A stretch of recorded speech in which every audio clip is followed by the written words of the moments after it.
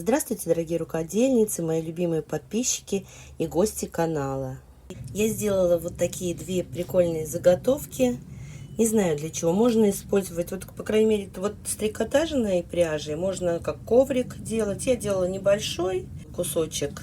А можно сделать любого размера. Использовать как коврик. Можно сумку, наволочку декоративную такого вида делать. Вот такую штуку тоже, они делаются совершенно одинаково, просто разный материал. Вот эту штуку можно делать из фетра или кожи, или может быть трикотаж тонкими полосками, но толстый трикотаж тонкими полосками порезать. Главное, чтобы ткань была не сыпучая. У меня немножко сыпучая ткань, поэтому я с ней ничего не буду делать. Просто я как пример ее показала, как может получиться, когда делаешь совершенно одинаково. Я сейчас буду показывать, как я это делала, на примере трикотажной пряжи. Я вырезала вот квадратик из ткани. Я решила из черной сделать, но можно делать из любой, какого цвета у вас есть подходящее. Его размер у меня 30 на 30 сантиметров, но это вообще не имеет значения. Делайте такого размера, какого вам интересно. Я нарезала еще ленточек вот из трикотажа и делаю из них трикотажную пряжу. Тяну, растягиваю в разные стороны, чтобы получилась трикотажная пряжа. И из трикотажной пряжи я делаю отрезки, отрезаю размером, ну вот у меня где-то 9,5 сантиметров. Почти 10, ну 9,5 получается. Я сделала много таких отрезочков. И я их начинаю по краю своего квадратика вот так вот укладывать. И я их буду закреплять булавочками, каждый краешек. Кстати, еще можно с цветом вот фоновой ткани поиграть. Заворачиваю так петелькой и закрепляю. Я не сказала, ширина трикотажных полосок у меня где-то около 4-5 сантиметров. Посмотрите, я все сколола, все петельки свои, немножечко не доходя до краев. Здесь отступила и здесь чуть-чуть полсантиметра отступила. И теперь вот так вот пришиваю все эти петельки, прокладываю строчку. Натяжение верхней нитки я сделала 8. И я строчу, видите, как закрепочками на каждом кончике своих петелек, чтобы они покрепче держались. Потому что мне казалось, что вот так надо мне строчить. Потому что нижняя ткань потоньше, они потолще, поэтому я решила попрочнее сделать. Девочки, я сначала хотела все сделать черного цвета, но потом подумала, что нифига не видно вообще ни капельки черное на черном, поэтому делаю разноцветную. У меня длинная лента трикотажная, потому что я не знаю, сколько мне понадобится. Я ничего не отмеряла, просто на глазок делаю эти петельки и думаю, что нормально. Мне, конечно, самой интересно, что получится в результате. Мне кажется, что должно красиво получиться. Я теперь малиновую ленту продеваю в петельки черной и заворачиваю заново петельки, скалываю булавками. Я не натягиваю трикотаж, потому что, сами понимаете, иначе нижняя часть начнет сборить. Вот так я закрепила все свои петельки. И теперь строчу вот по началу петелек розовых, не задевая черные. То есть там, где заканчиваются черные, я вот так вот строчу. Я сделала уже с 2 сторон такую штуку. Сзади вот так вот выглядит. Немножко стягивается, но потому что снизу более тонкая ткань, а сверху более толстая. Но это не страшно. Я думаю, не так уж сильно стягивается.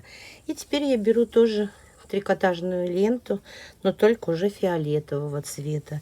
И буду делать фиолетовые петельки. Также краешек прикалываю. И в том же порядке все продолжаю делать. Я, кстати, не показала. У меня вот не хватало ленты малиновой. И я просто вот сшила. Вот он шов. Вот. И когда стянула, даже незаметно ничего. Все спряталась. В серединке у меня получилось больше расстояния, чем вот я оставляла на каждый ряд. Я буду соединять оба ряда одной трикотажной лентой. Посмотрю, что из этого выйдет. Здесь скалываю и здесь скалываю. Я сначала начала скалывать, а потом решила, а зачем я скалываю? Оно у меня со всех сторон здесь держится. И я вот заколола только по краям, вот с этой стороны, и здесь булавочкой. Остальное все продела. И строчку делаю вот посерединке. Посмотрите, какая заготовочка получилась. Она достаточно такая вот... Ну, конечно, она стянулась немножечко. У меня изначально был размер 30 на 30, а сейчас стало 28 на 28.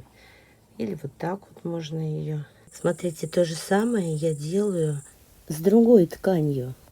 Я решила показать, потому что тут есть нюанс. Так как это плоская полоска, то я ее укладываю вот какой стороной она у меня шла, такой же стороной я ее разворачиваю здесь. Вот так вот. И в результате вот здесь получаются такие шишечки. Единственное, ну это не фетр у меня, это так пальтовая ткань тонкая. А вообще лучше, конечно, с фетром. Но я не знаю, у меня вот нет. Это у меня немножечко все-таки, наверное, будет сыпаться ткань. Я просто показываю идею. Можно с кожей такую штуку делать. Может быть, попробовать с трикотажем полосками нарезать. И, конечно, так как они у меня не длинные, то я их по ходу дела наставляю, пришиваю дополнительные кусочки. Вот видно здесь кое-где. Вот, например, вот здесь вот я пришивала, вот здесь вот я пришивала дополнительные. Я вручную, потому что полоски у меня сантиметр шириной маленькие.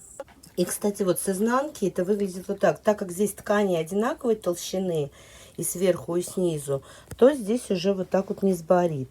Все выглядит нормально. Имейте в виду, ткани должны быть все-таки одинаковой толщины, чтобы не было сборочек на задней стороне. Почему-то, глядя на эту заготовку, я не могу никак развидеть. Мне пришла в голову мысль, что это клетка для яиц. И я никак не могу ее развидеть. Вообще, конечно, интересное плетение получается. Главное вот найти ткань подходящую для того, чтобы вот это использовать не сыпучую ткань. Здесь вот у меня прямо близко между шишечками расстояние получилось. И я здесь никаких строчек не прокладывала. А по идее надо, конечно, рассчитывать расстояние, чтобы они были на одном расстоянии друг от друга. Ну и так прикольно тоже выглядит. Может быть, стоило бы вот здесь, вот с этих сторон, не между ними, а вот с этой стороны и с этой еще строчку сделать. Может быть, так бы было. Вообще можно было бы строчки сделать в двух местах. Вот, но тут уж на ваше усмотрение. Смотрите сами, если вы будете такую штуку делать, то сами уже определитесь. Мне нравится и тот вариант. Этот яркий такой. Его, кстати, можно сделать-то и однотонным. Просто я делала яркий, потому что ну ничего не видно, если делать в одном цвете, да еще черные, как я изначально задумала. Но я думаю, что и разноцветный имеет место быть тоже. Ну, еще, конечно, может быть, трикотажную пряжу потоньше делать, не такую толстую, как я, чтобы более изящно смотрелась. Если вам понравилась эта идея, подписывайтесь на мой канал, ставьте лайк, пишите комментарии. И большое спасибо тем, кто досмотрел до конца.